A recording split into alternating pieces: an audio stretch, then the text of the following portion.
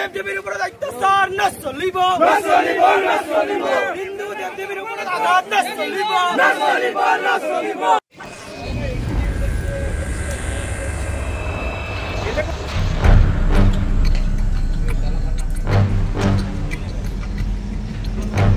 আজি এই দুৰ্গা মন্দিৰ গোৱালপাৰা টাউনৰ ভিতৰত মাজমজিয়াত থকা এই দুৰ্গা মন্দিৰৰ ভিতৰত সোমাই দুৰ্বৃত্তই আমাৰ মন্দিৰৰ ভিতৰত থকা দেৱ দেৱী মূৰ্তি ভাঙি লণ্ডভণ্ড কৰি ইয়াৰ পৰা গুচি যায়। আজি আমি প্ৰশাসনক প্ৰশ্ন কৰিব বিচাৰিছোঁ, যুৱ সমাজৰ পৰা প্ৰশ্ন কৰিব বিচাৰিছোঁ, ইমান ডাঙৰ এখন টাউনৰ মাজমজিয়াত এটা মন্দিৰত সোমাই কেনেকৈ এটা আমাৰ দেৱ দেৱীসকলক আঘাত কৰিব পাৰে। আজি বহুত ডাঙৰ এটা প্ৰশ্ন যে আমাৰ সমাজত এনেকুৱা জেহাদী প্ৰকৃতিৰ মানুহ কিমান মানসিকতাৰ মানুহ ইয়াতে উপস্থিত আছে যে যিসকলে আজি আমাৰ এই সাম্প্ৰদায়িক এটা সংঘৰ্ষ সৃষ্টি কৰি আমাৰ মাজত কেনেকৈ বিভাজন কৰিব, আজি গোৱালপাৰাক কেনেকৈ অশান্ত কৰিব, গোৱালপাৰাক অশান্ত কৰি কেনেকৈ এটা বেলেগ দিশত লৈ যাব, সেইটোৰ এটা পৰিকল্পনা চলি আছে।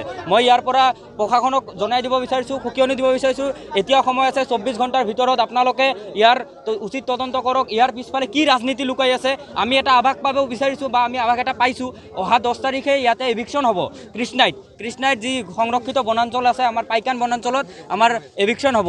সেই এভিকশ্যন ইয়াৰ লগত কিবা জড়িত হৈ আছে নেকি? কিবাকে সেই বস্তুটোক ডাইভাৰ্ট কৰি আমি সমাজত এটা সংঘৰ্ষ কৰি সাম্প্ৰদায়িক সংঘৰ্ষ আনি কেনেকৈ ইয়াত মাৰপিট কেনেকুৱা এটা কেঁচালৰ সৃষ্টি কৰিব পাৰি, এনেকুৱা কিবা এটা প্ৰশ্ন আছে নেকি বা এনেকুৱা ধৰণৰ কিবা সংঘৰ্ষ এনেকুৱা ধৰণৰ কিবা বস্তু আছে নেকি, তাৰ তদন্ত কৰিব লাগে। আজি বহুত ডাঙৰ প্ৰশ্ন, গোৱালপাৰাৰ নিচিনা ঠাইত এইটো এটা আমাৰ ইয়াতে গোৱালপাৰাত অতিকৈ শান্ত এটা জেগা, ইয়াত অশান্ত কৰাৰ এটা পূৰা পৰিকল্পনা লৈছে তেওঁলোকে।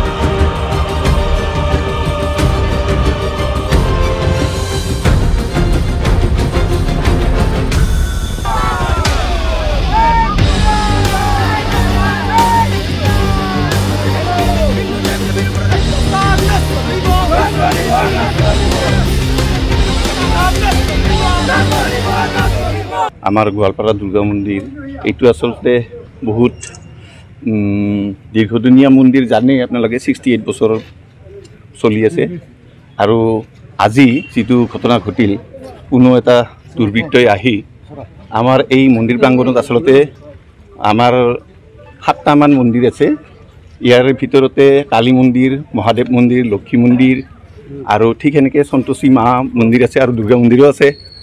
তো ইয়াত আমাৰ প্ৰতিমা দুটা আছিল, এটা মা সন্তোষী মন্দিৰত আৰু মা লক্ষী মন্দিৰত।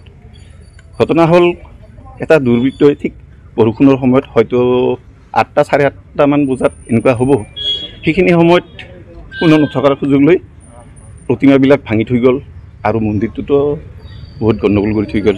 হিন্দু মন্দিৰ মঠ আৰু আমাৰ সত্ৰৰ ওপৰত যি ষড়যন্ত্ৰমূলকভাৱে এই ধৰণৰ কাৰ্যকলাপ কৰে, সেইখিনিক আমি গৰিহণা দিছোঁ, ধিক্কাৰ দিছোঁ। আৰু আগন্তুক দিনত 24 ঘণ্টাৰ ভিতৰত পুলিচ প্ৰশাসনে এই আসামিক ধৰি জেল হাজতলৈ প্ৰেৰণ কৰিব লাগে। আপুনি বিচৰা বাতৰি পাব কেৱল নিউজ 18 এপত।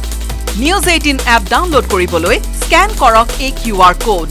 গুগল প্লে ষ্টৰতো পাব এই নিউজ 18 এপ।